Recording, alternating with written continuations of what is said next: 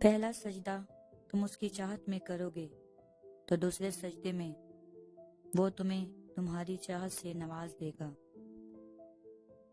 ٹوٹے دل جب اللہ کے سامنے رو پڑتے ہیں نا، تو یقین مانو اسی وقت سے مکافات عمل شروع ہو جاتا ہے۔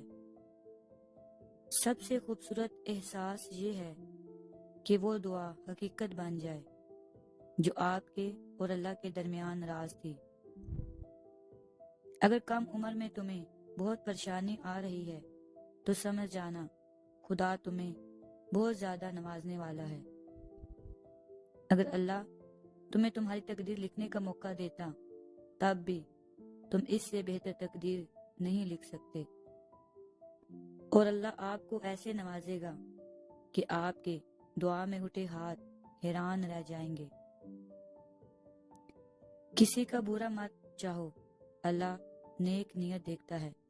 نیکی چھوٹی ہو یا بڑی سے پسند آ جائے تو دوزخ بھی حرام کر دیتا ہے۔ کبھی کبھی انسان ختم ہو رہا ہوتا ہے اور لوگوں کو لگتا ہے کہ وہ بدل گیا ہے۔ تھکاوٹ صرف کاموں کی ہی نہیں ہوتی، کبھی کبھی ہم خود سے لڑتے لڑتے بھی تھک جاتے ہیں۔ تھک جاتی ہوں میں، سوچے نہیں سلجھتی مجھ سے اب۔